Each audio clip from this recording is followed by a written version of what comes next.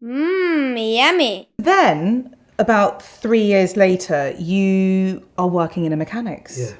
You're in a garage or whatever you want to call it. And I love this story when I was doing my research on you.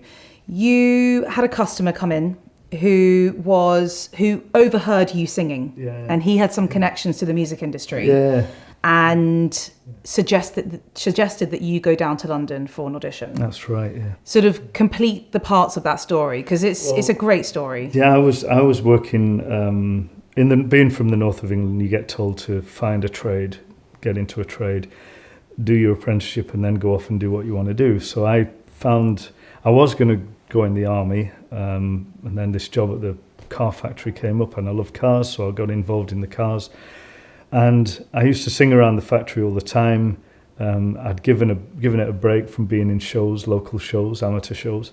But I got the urge to do it again. I remember cycling to work on my bike, and I just got this urge to sing again. And so I went to a friend's house who told me about a company that were putting on a production of West Side Story. So I auditioned for West Side Story and got involved in the amateur production. So in my spare time, I was learning the piece, singing it around the factory. And what was the song? There was Tonight, Somewhere, It's my favourite music, one of my favourite musicals of all time. It's a really cool. I got the role of Tony in the end, so I got which was nice. So I started singing Maria and all those sort of things, and Something's Coming.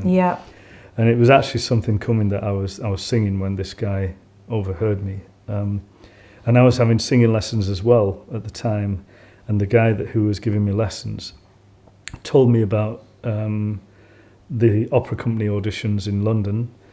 This customer who overheard me singing told me about the auditions in London and told me to get this newspaper called The Stage and Television. Mm-hmm. And I got that evening. First page I turned to was this advertisement for the opera company auditioning in London. So I thought, it's 3 things telling me to take a day off work, come down to London and see how I get on. So I did, took a day off work, got on the train. I had to get back that night for a night shift at the factory, so I did a audition here in London.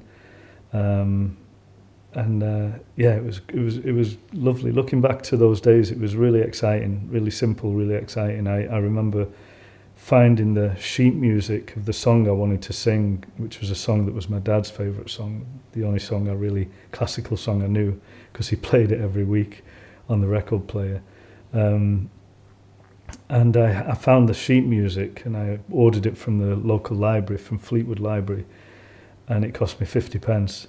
And if I took it back before 48 hours, I'd get 25 pence back. So I did that, and it was pretty good. So, but it was just the simple things. It was things like that excited me, Did you ever get to tell that customer that you got the role? Do you know that guy? When he was buying a car, he was probably, I don't know, he was probably in his 70s when he bought it. So I doubt that was 35 years ago. So hopefully he's still around. But and if not, I'm sure he's looking down and bless him. And congratulating you and himself. I was very grateful for the advice. You get the role, and then so is that when you moved to London? I did the show in my hometown in Lancashire of West Side Story, and everybody was saying, this audition that you're going to go for, it's really important, and you could really turn things around. You could be a professional singer. So I did the audition. A week later, they asked me to come back to do a second audition, and then a week after that, they offered me a role. They offered me a position in the chorus of a travelling opera company. So I handed in my notice at the garage, and went on the road with an opera company. And it was an amazing time. It was a really amazing time. I loved it. I'm sort of fast forwarding a little bit, but you end up coming down to London and you studied at some very prestigious schools down here. Yeah. I'd love to know what that time was like for you. You know, you're still quite young. You've come to London. I'm completely assuming that you have come down alone, living by yourself or living with people that you've just met. Sort of take me back to those days. Yeah. You know, was it lonely? Was it daunting? You know, you're in the big smoke. Yeah, I mean, it was when I look back at it, it was so exciting. It was so exciting, yeah. I mean, I left my hometown. Yeah, I missed my parents, I missed my family. But being in London and getting the opportunity to sing every day at a music college and to soak in the music and the education and the tuition, it was fabulous. But you know, living in London back then was pretty tough. It was pretty hard because I was a student. I didn't have much money, and at one point I ran out of money, and I was in my second year. My first year was great. My first year I was in halls of residence, so I made lots of friends.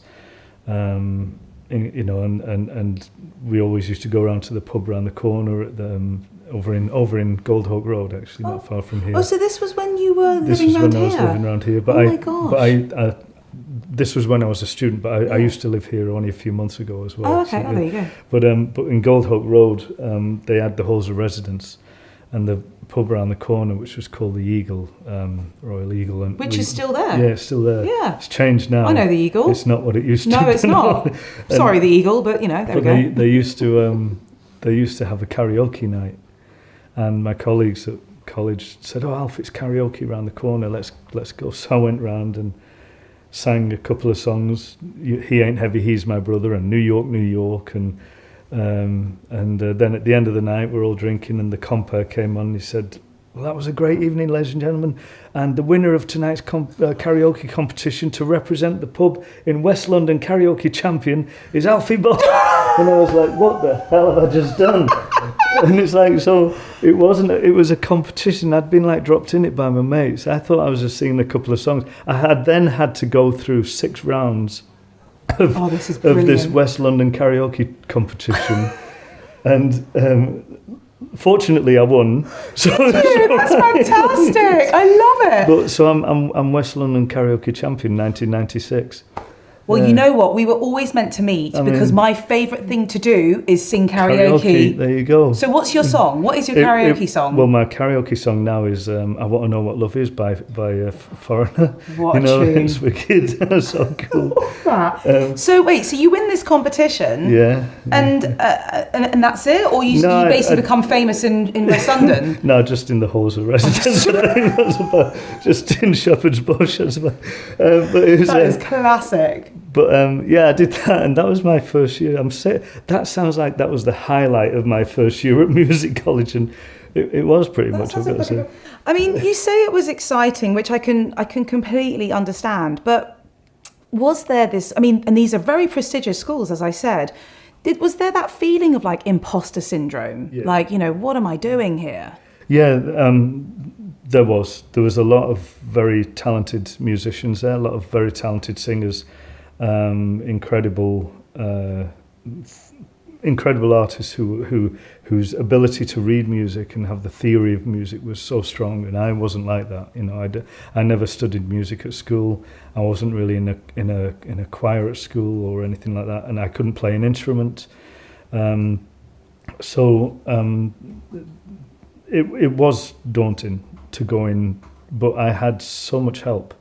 I was guided and I was encouraged and I was supported, and I was, all the professors there were incredible to work with. Hungry for more? Hit subscribe.